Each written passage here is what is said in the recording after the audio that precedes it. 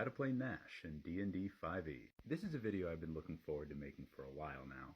So for those of you who don't know, Gnash Ben Rushalia, the protagonist of the Rites of Iron, available in bookstores and on Amazon this summer, started out as a Dungeons & Dragons character, the first character I ever made for 5th edition. So I thought it would be fun to take a look at that character sheet and see how I adapted Gnash from a TTRPG character to the main character of a fantasy novel. First, we're going to take a look at our ABCs. That's ancestry, background, and class. For the ancestry, Gnash is human. More specifically, he's a member of the Rushali tribe, a group of wandering nomads who go from oasis to oasis in the desert, gathering resources, doing all sorts of deserty things.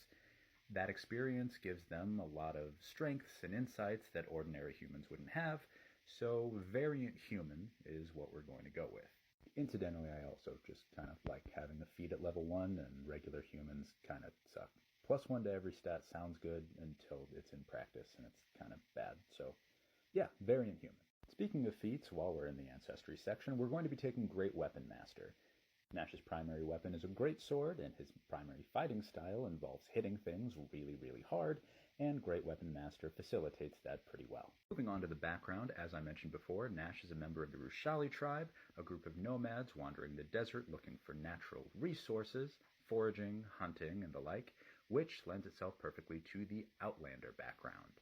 The Outlander background gives Gnash proficiency in athletics, which he uses for all the climbing and grappling that he does throughout the story, as well as survival, which, as you can guess from him going through the Rites of Iron, a coming-of-age ritual in which he has to go into the desert to find a specific item, would come very much in handy. In a similar vein, the Outlander background also provides the Wanderer feature, which makes you adept at memorizing geographical layouts, as well as finding food and water in dangerous environments, which, as we've kind of already gone over with Gnash's status as a Rushali tribesman, is very fitting. Incidentally, this feature also kind of breaks a lot of survival encounters in D&D 5e, so maybe talk to your dungeon master before making a character with the Outlander background and see if there's a workaround that can make things a bit more balanced. Lastly, we have our class. Now, as a Rushali warrior, Gnash derives his power from a magical source called the Aish, something that ties all of the Rushali warriors together and allows them great power when called upon via intense emotion. In Gnash's case, he's able to invoke the Aish to vastly increase his strength, speed, and endurance to become an absolute force on the battlefield. And I don't know about you, but that sounds pretty standard barbarian to me. To clarify, I don't think you should play as Gnash at your TTRPG table. Coming in with a character that has an established plot arc to it makes it a lot more difficult for the dungeon master to stay flexible.